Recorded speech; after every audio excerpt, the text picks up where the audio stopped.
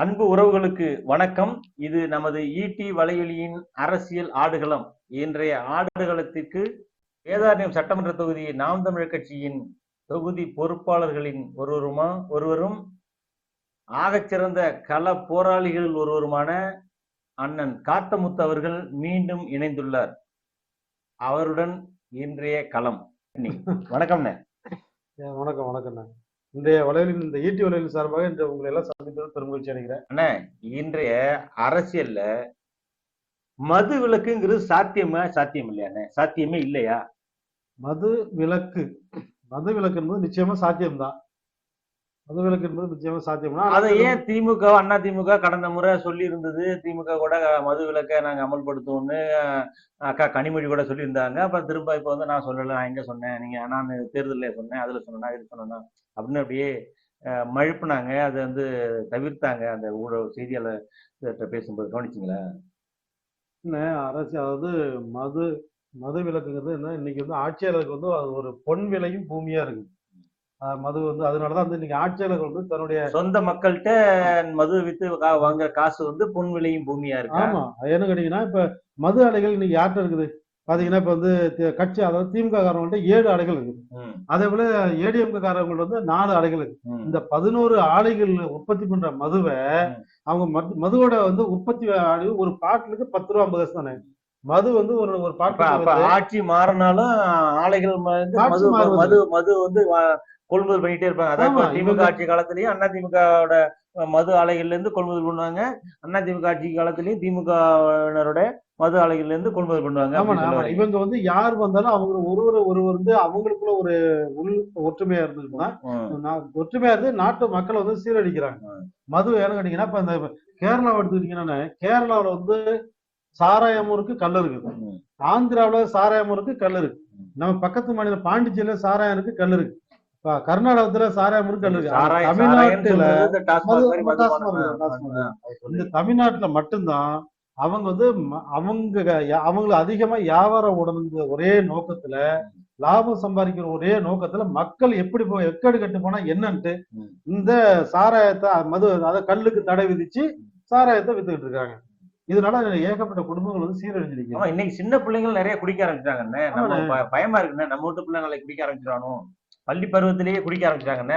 அது மட்டும் இல்ல, கஞ்சா நிறைய போடுறதுன்னு. அதாவது இதுல வருத்தப்படக்கூடிய விஷயம் என்ன கேட்டீங்கன்னா, நீ பள்ளிக்கூடம் போற பொண்ணு என்கிட்ட ஆதாரம் இருக்கு, நானும் காட்டுறேன். நீ பள்ளிக்கூடம் போற பொண்ணு வந்து இன்னைக்கு பஸ்ல பீர் குடிச்சிட்டு வராங்க. அந்த பீர் இந்த கலாச்சாரத்தை வந்து தமிழனுடைய கலாச்சாரம் என்ன, தமிழுடைய கலாச்சாரத்திலே மாத்துறது வந்து இந்த மதுவை வச்சு மாத்திட்டாங்கண்ணே. பள்ளிக்கூடத்துக்கு பொம்பளை பிள்ளைங்க வரையும் தண்ணீரிக்க வருதுன்னா இந்த தமிழ்நாடு வந்து நிச்சயமா ஒரு அழிவின் பாதையை நோக்கி, மிக விரைவில் அழிவின் பாதையை நோக்கி போயிட்டு இருக்கிறது எந்த சந்தேகமும் கிடையாது. அதை அண்ணே, மது ஒழிச்சுட்டா கள்ளச்சாராயம் பெருகும் அப்படின்னு சொல்றாங்களே, பெருகுமாண்ணே? இவங்களோட சிந்தனை வந்து ரொம்ப வியக்கத்தக்கது. ஏன்னா அப்படி நினைச்சிருந்தா கேரளால வந்து மது விற்கிறாங்க, கல் விற்கிறாங்க, சாராயமும் விற்கிறாங்க. அங்க கள்ளச்சாரம் எப்படி பெருகாம இருக்கு? கர்நாடகத்துல போய் கள்ளச்சாரம் பெருகாம இருக்கு? இந்த மாதிரி இது வந்து எப்படி கேட்டீங்கன்னா, அவங்க கள்ளச்சாராயம் வித்துச்சுன்னா இவங்களோட வியாபாரம் படுத்துரும் அப்படிங்கிறதுனாலதான் இந்த மது இவங்க இப்படி ஒரு. ஆனா இன்னைக்கு மது விலக்கு அமல் பிரிவுன்னு ஒரு பிரிவு இருக்குன்னு, இப்போ நடைமுறையில இருக்குன்னு. இந்த டாஸ்மாக் மது ஒழிச்சாக்க கள்ளச்சாராயம் பெருகிடுன்னு ஒரு வாதம் வைக்கிறாங்க. அது அப்படியா? அது எப்படின்னு பெருகும்? காவல்துறை வந்து தன் கையில வச்சிருக்கிறாரு முதலமைச்சர். காவல்துறை வந்து ரொம்ப அதாவது ரொம்ப ஸ்ட்ரிக்டா நடந்தா கள்ளச்சாராயம் எப்படி பெருகும்? இவங்க மதுக்கடைகளை விற்கிறதுக்காக கள்ளச்சாரத்தை சாக்கு சொல்லிட்டு இவங்க மதுக்கடைகள் திறந்திருக்காங்க. இதுதான் உண்மையான காரணம். ஆனா இன்னைக்கும் மது விலக்கு அமல் பிரிவுன்னு ஒரு பிரிவை வச்சிருக்காங்க, தெரியுமா? ஆமாண்ணே, அது மது விலக்கு பிரிவுன்னு தான் வச்சிருக்காங்க. ஆனா மது விலக்கோட பிரிவே வந்து இந்த சாராய கடையை வந்து, அதாவது இந்த பிராந்தி கடை டாஸ்மார்க்கை எப்படி விரிவாக்கம் பண்றது, அதை பத்தி ஆய்வு தானே இந்த அரசாங்கம் பண்ணிட்டு இருக்கு. உதாரணம் சொல்ல போனா இன்னைக்கு வந்து தமிழ்ல வந்து 50,000 பேர் பரீட்சை எழுதவில்லை. அதை பத்தி ஆய்வு பண்றதுக்கு ஒருத்தர் இல்ல. ஆனா இந்த சாராயத்தை எப்படி விற்கிறது, அதை எப்படி பெருக்கிறதுங்கிறதுக்கு நம்ம அரசாங்கம் திட்டங்கள் போடுது. ஆனா ஒரு அமைச்சர் சொல்றாரு, காலையில குடிக்கிறவங்க யாரையும் குடிகாரன்னு சொல்லக்கூடாது, நான் ஏத்துக்க மாட்டேன், எனக்கு அது ரொம்ப கடுப்பாக வரும், அது ஏத்துக்க மாட்டேன் அப்படி சொல்றாருன்னு. ஏன்னு கேட்டீங்கன்னா தனக்கு எதுல வருமானம் வரக்கூடிய தொழில வந்து அவர் தவறுதான் பேசக்கூடாது. மது பிரியர்கள் சொல்லணுங்கிறாரு. ஏன்னா மது பிரியர், ஏன்னா அவங்க வந்த வழி அப்படிதான். அவங்க எல்லாம் மது பிரியர்கள், மாது பிரியர்கள், இது மாதிரி உள்ளவங்க தான். அதனால தனக்கு வருமானம் ஒரு தொழில யாருமே தொழில வந்து தவற சொன்னா வந்து கோவம் வரும்ல. அதனால தனக்கு வருமானம் வரக்கூடிய தொழில் வந்து கேவலப்படுத்தாதீங்க. அவங்களை நீங்க கேவலப்படுத்தீங்கன்னா எங்களுடைய தொழில் பாதிக்கும் அப்படிங்கிறது தான் அவங்களுக்கு வந்து இப்ப இந்த மாதிரி குடிகாரன்னு சொல்லக்கூடாதுன்னு அந்த அமைச்சர் எப்படியோ ஏதோ ஒரு திராவிடம்னா ஏதோ ஒரு திருட்டு புரட்டு உருட்டு ஏதோ ஒரு வார்த்தைகளை போட்டு அப்படியே இது பண்ணுவாங்க. இப்படியே தமிழ் வந்து காலங்காலமா குடிச்சுக்கிட்டே மதுவுக்கு அடிமையாவே சிந்திக்கும் திறனற்றே கிடப்பான்னு நம்புறாங்களானே. ஆமாண்ணே, திராவிடம் என்றாலே வந்து எப்படின்னா ஏச்சு பேச்சு, அதாவது மக்களை எப்படி ஏமாத்துறது, இப்படிதான் அவங்களோட கொள்கையை. அதாவது மக்கள் தெளிவடைய கூடாது. இன்னைக்கு வந்து சாராயம் ஒரு மயக்கத்திலே இருக்கணும். ஆமா, இன்னைக்கு வந்து மனிதன் வந்து சிந்திக்க ஆரம்பிச்சுட்டான்னா அவன் வந்து திமுகவுக்கு ஓட்டு போட மாட்டான், திராவிடத்துக்கு ஓட்டு போட மாட்டான். அவனை சிந்திக்காம வைக்கிறது என்ன வழின்னா இந்த சாராயம் தான். எப்படா 12 மணிக்கு கடை திறப்பான் ஆமா அப்படின்னு கிடக்கணும், வாங்கி அப்படியே குடிச்சிட்டு அங்கேயே பரண்டு கிடக்கணும்.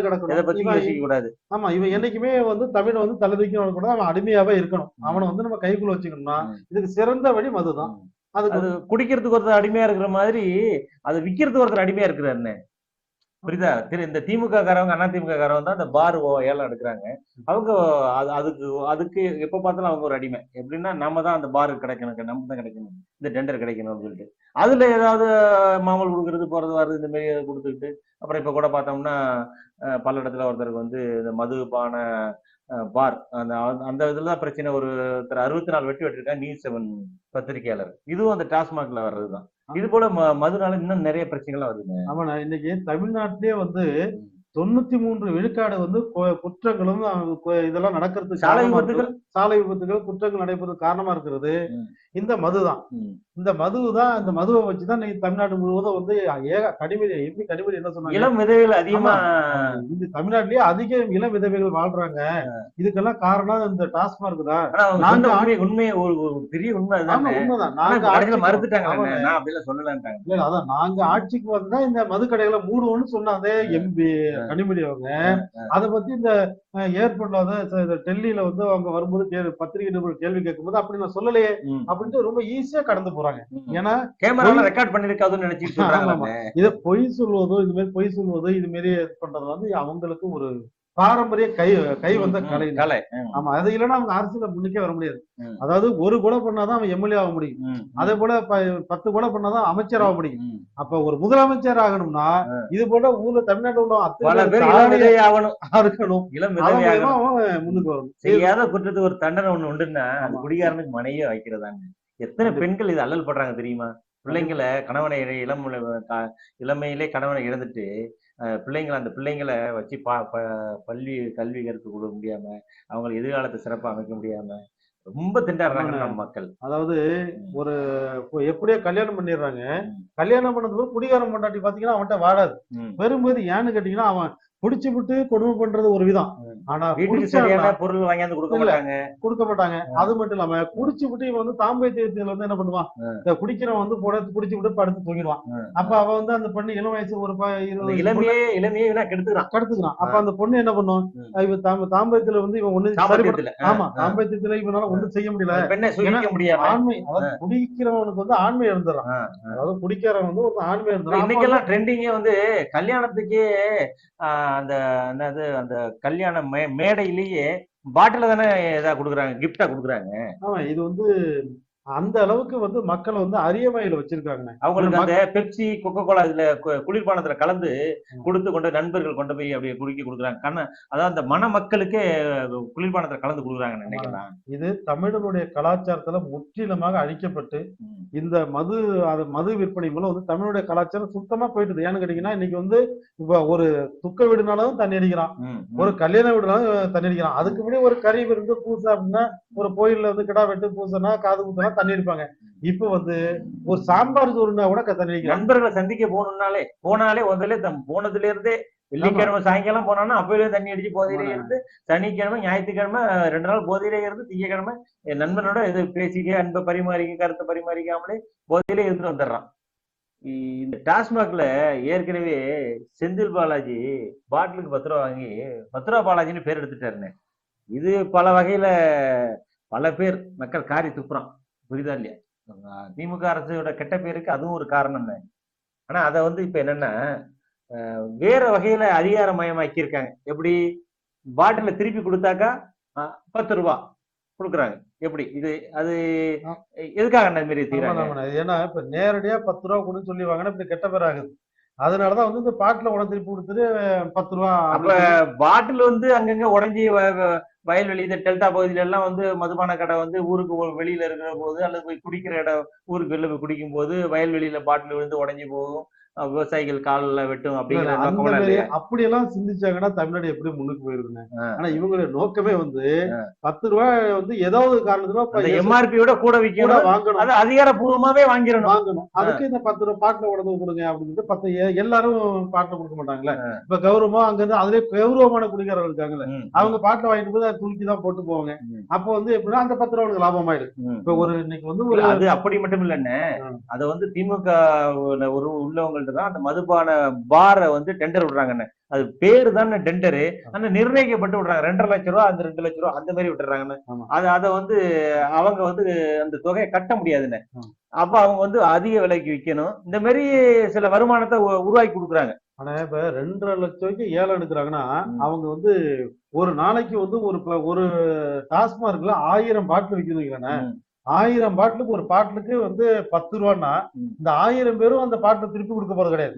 அது மிஞ்சி போனா ஒரு 100 பேரு கொண்டாந்து திருப்பி கொடுப்பான். அப்ப 900 பேரு இருக்கும்போது அவனுக்கு எவ்வளவு லாபம்? 9,000 ரூபாய் லாபம் வரும். அப்ப ஒரு நாளைக்கு 9,000 லாபம்னா ஒரு மாசத்துக்கு எவ்வளவு ரூபாய் வருது பாரு? 27,000 ரூபாய் வருது. இப்ப இப்படியே வந்து ஒரு வருஷத்துக்கு நடத்தினா எவ்வளவு ரூபாய் சம்பாதிக்கப்பாங்க.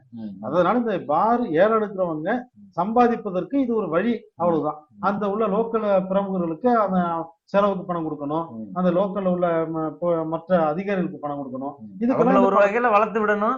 அதன் மூலம் நமக்கு வந்து வாக்கு வங்கியை தக்க வச்சு கொள்ளணும். ஏன்னா அவங்க தேர்தல் காலத்துல அவங்க அந்த கட்சிக்கு கடுமையா வேலை பார்ப்பாங்க, அல்லது அந்த நிதி பணம் கொடுக்கறது, அது வாக்குக்கு பணம் கொடுக்கறது, இந்த மாதிரி வேலைகள் செய்வாங்க.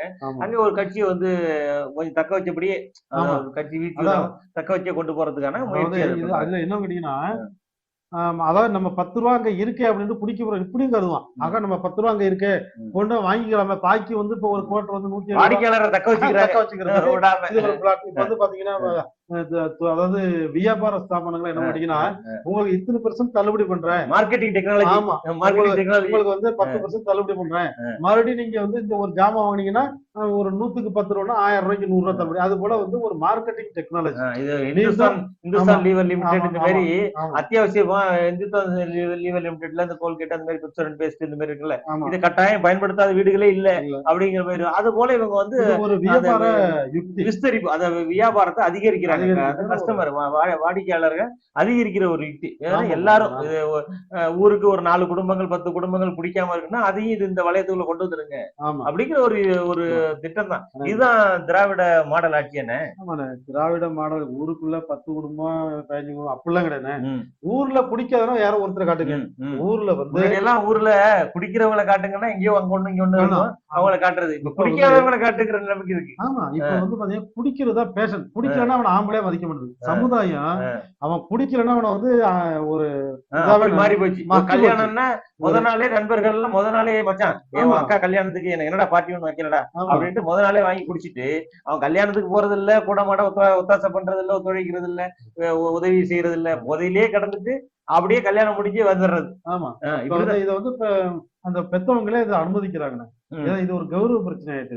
ஆனா பெத்தவங்களே வந்து தண்ணி அடிக்கிறது ஒரு மாடல், திராவிட மாடல் போல தண்ணி அடித்து விட்டது. ஒரு அதாவது ஒரு வீட்டுல ஒரு நிகழ்வு பண்றதுங்கிறது ஒரு சாலையில பைக்க முறுக்கிட்டு அப்படியே பாயிறது. ஆமா, அது இதெல்லாம் ஒரு மாடல். அப்புறம் பார்த்தா இந்த குட்கா ஹான்ஸ் இந்த மாதிரி இந்த இதெல்லாம் வந்து கஞ்சா இதெல்லாம் நிறைய சகஜமா புழங்குது. யாரும் வந்து இது தடை செய்யப்பட்ட பொருள் அப்படின்னு சொல்லிட்டு மறைச்சு வச்சு எல்லாம் விற்கவெல்லாம் இல்ல, பகிரங்கமா இல்ல கடையில வைக்கிறாங்கன்னு. இதுல இன்னொரு யுக்தியும் ஒண்ணு இருக்குன்னு. இந்த 10 ரூபாய் திட்டத்துல பாட்டில வாங்கினீங்கன்னா அங்க குடிச்சிட்டு அங்கேயே பாட்டில காலி பாட்டில திரும்ப கையோட குடுத்துட்டு போயிடு. போற வழியில போலீஸ் ஊதுறான்னு சொல்லிட்டு வழியில நிக்கும். அப்புறம் அங்க போலீஸ் பிடிச்சி அதுக்கு ஒரு மாமூலு ஒரு லஞ்சம். இப்ப பாத்தீங்கன்னா இப்ப இப்ப உள்ள மக்கள் எல்லாம் பாட்டில வாங்கி வீட்டுல குடிச்சிட்டு கம்முன்னு வீட்டுல படுத்திருந்தாங்க. அது முன்னாடி சொன்னாங்க. இப்ப மாத்தி இங்கே குடிக்க சொல்லிட்டாங்க போல இருக்குண்ணே. இப்ப ஏன்னு கேட்டீங்கன்னா போலீஸோட வருவாயை பாதிக்குது. அதை மாமூலு வாங்குறதுக்காக இப்ப இங்கேயே குடிச்சிட்டு பாட்டில கொடுத்து போயிட்டாங்கன்னா அந்த அவங்களுக்கு வந்து அந்த அவங்க டாஸ்மார்க் அந்த ஏலம் எடுத்திருக்காங்கல்ல அவங்களுக்கு உள்ள வருமானம் வரும். அதே போல இது அந்த அதிகாரிகளுக்கும் அதான் காவல்துறை சாலைகள்ல பத்திரமா பயணிக்க முடியுமா அப்படிங்கிறது அது வரும். சாலைகள்ல பத்திரமா பயணிக்க முடியுமா முடியாது முடியாது. எப்படியாவது இந்த தமிழ் எப்படியாவது ஓரம் ஒண்ணுல ஒதுங்கி போனாலும் பைக்கை கொண்டாந்து உங்க மேல ஏத்திடுவாங்க. லாரியை கொண்டாந்து உங்க மேல குடிச்சிட்டு ஓட்டுனாங்க லாரியினாலும் கொண்டாந்து ஒரு கண்கூட ஒரு பார்த்த நிகழ்வு.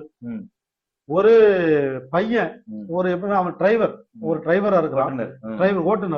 ஓட்டுநர் வந்து என்ன பண்ணாங்கன்னா வீட்டுல வந்து குடும்பத்துல ஒரு பொண்ணுக்கும் அப்பாவுக்கும் சண்டை. இவர் குடிபோதையில இருந்தவர் என்ன பண்றாரு அந்த பொண்ணை மிரட்டுறதுக்காக போய் தூக்க மாட்டேங்கிறார். தூக்க மாட்டேங்கும் போது விளையாட்டுக்கு மாட்டும் போது அது உண்மையிலே சுருக்கு மாட்டி அந்தவர் இறந்துறாரு. இன்னைக்கு அந்த குடும்பம் வந்து நடுத்தருவுல நிக்குது. அதுக்கு ஆதரவு யாரும் இல்ல. இந்த தமிழ்நாடு அரசு வந்து இப்படி அவங்கள எதுவும் பண்ண போதா? அவங்க 2 பொம்பளை புள்ளைய வச்சுட்டு அந்த உங்களுக்கு தெரிஞ்சது ஒரு தாலி அறுத்த நிகழ்வு. நாடே நிறைய தாலி அறுத்தானு நிக்குது. ஏற்கனவே கள்ளச்சாராயம் குடிச்சவங்களுக்கு 10 லட்சம் கொடுத்ததே அது என்ன கணக்குன்னு இப்ப இவங்களுக்கெல்லாம் கொடுக்கலையா? 10 லட்சம் ரூபாய் கொடுத்துட்டாங்கன்னா நாட்டுக்காக சுதந்திரத்துக்காக போராடின ராணுவ வீரனுக்கு 2 லட்சம் ரூபாய் கொடுக்குறாங்க. ஆனா கள்ளச்சாராயம் குடிச்சு செத்தவனுக்கு 10 லட்சம் ரூபாய் கொடுத்துருக்காங்க. திமுக காரன்னு. ஆமா அதனாலதான் கொடுத்தாங்க. வியாபாரம் திமுக காரன். அதாவது நீங்க வந்து இன்னும் வாங்கி குடிச்சிட்டு சாவுங்க அப்படின்னு சொல்லாம இந்த கருத்துக்களை சொல்றாங்க. இதுதான் இதுதான் இந்த 10 லட்சம் ரூபாய் பணம். நன்றி, வணக்கம். எப்படின்னா இப்படியே இதை பார்த்துட்டு கடந்து போக முடியுது? மக்களே நீங்களும் கொஞ்சம் பதில் சொல்லுங்க.